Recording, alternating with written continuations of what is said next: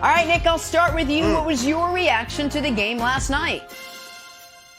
My reaction is I am happy for one specific person and one specific group of people.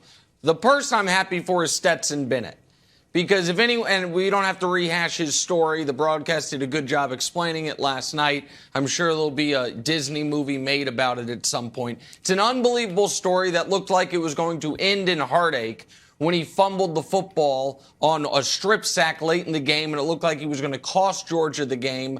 But then he came back, made his best plays and best throws of the night, as Georgia ended up winning by a probably not quite as impressive margin as the final score, because a pick six went into that at the end. But I'm happy for Stetson Bennett, a kid who, when he was 3 years old, said he wanted to be the quarterback at Georgia, had to walk on, had to leave, had to come back. Fans didn't even really like him, and now he's national champion. The group of people I'm happy for, Broussard, however, is slightly larger than Stetson Bennett and his family. I'm happy for America. Because dynasties are bad in college sports, and Alabama losing is good for all of us. Here's the thing. I think dynasties in pro sports work. You either love them or hate them. There are characters that you follow throughout, and you can get attached to them in one way or another. In college sports, when you have a run of dominance the way Alabama football has under Saban, in the last 13 years since he really got the program rolling, 6 national championships, 3 other national championship game losses, an unbelievable record, just total and utter domination. There's no characters to attach ourselves to other than the coach. And Saban, as great of a coach as he is, he goes to the same Bill Belichick school of charisma that, you know, some of his coaching tree has gone to. And so I think that having a diverse group of national champions is good for the sport.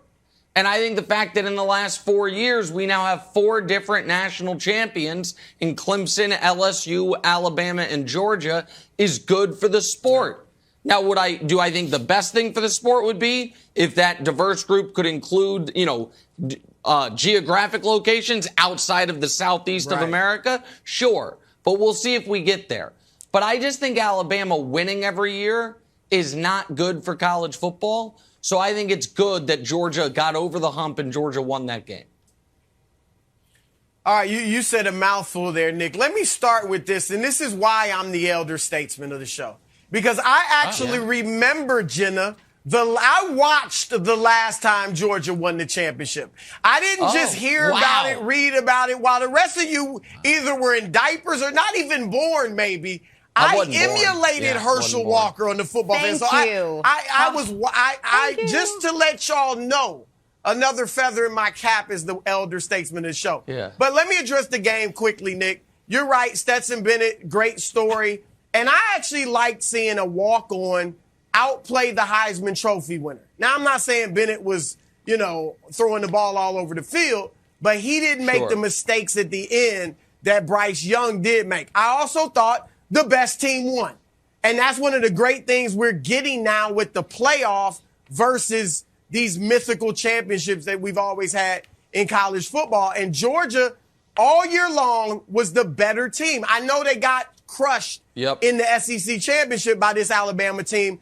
But if you look at common opponents, things like that, Georgia was better. And their defense was being called one of the best of all time in college football. And I think they showed that last night. So I think that was something good that came out of last night. But I agree with you, Nick. Nick Saban's dominance of college football hasn't been great for the game. And I'm not blaming him at all. It's not a criticism. It's actually a credit to him and his greatness. But look, he's the issue. It's not even just college dynasties, as you pointed out, because we've had, like, the legendary head coach in college football has been great for the sport.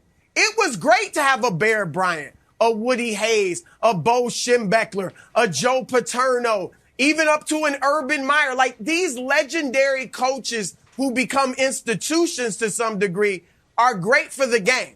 The difference is, as great as they all were, none of them dominated like Nick Saban. Bear Bryant won 6 championships. Saban's got 7. But his 6 came in like a 19-year span. All right, Tom Osborne, he won 3 at Nebraska in 4 years in the 90s. So it's either been long, drawn-out dynasties or real quick, where, like, to your point, a Tommy Frazier at Nebraska, Lawrence Phillips, like, these guys were the same guys for 2 or 3 years or 2 or 3 of the championships. Saban has won 6 championships in 12 years at Alabama. Like, it's just too much.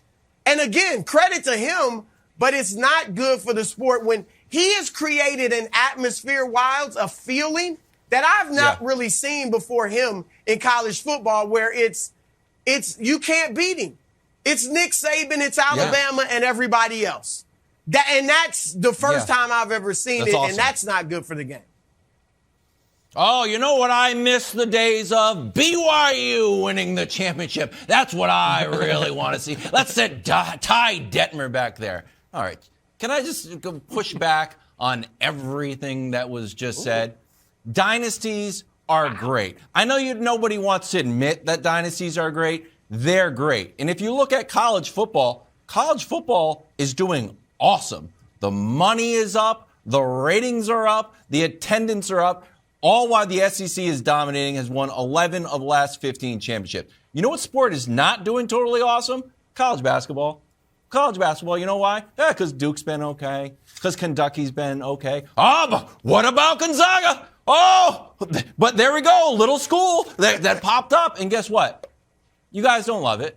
You don't love it. And I understand the you don't want just the rich get richer, and it's just the SEC, and all the money and the recruiting is heading towards the SEC. Like next year, Alabama's 5-2, Georgia's 9-2, Ohio State's 7-1 for championships. I get it. Do I think Ohio State's actually going to compete?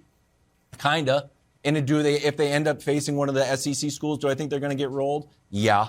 So I like dynasties. Maybe it's the Patriots, Bill Belichick in me, but I think dynasties are actually good. And the complaints that dynasties aren't good is just it doesn't have any analytical backing if money, attendance, and ratings are up.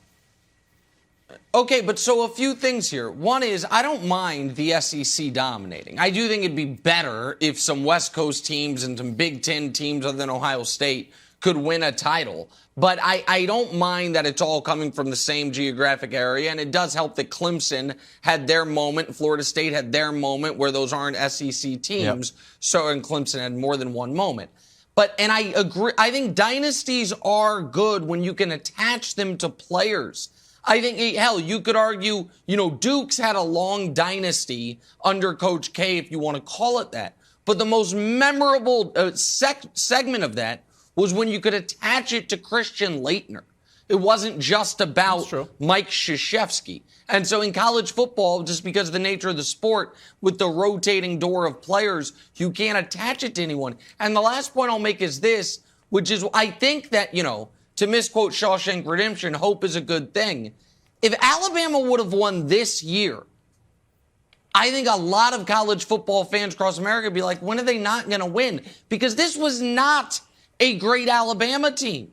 They lost to A&M. No. They weren't overwhelmingly impressive in the regular season. They should have lost to Auburn and not even been in this position. If that kid doesn't go out of bounds on Auburn's last possession, then they lose in quadruple overtime. And so if this Alabama team beat this Georgia team twice, then I think folks would go into a season and be like, we're all playing for second place.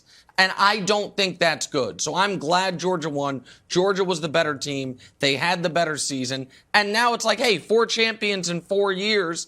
It feels a little parity-ish, even if it's all the big blue blood brands that are, standing at the end of the season. Thanks for watching. Subscribe here to get the latest from the show. Also, be sure to check out more of the best clips from First Things First, or go watch a few segments from our other shows on FS1.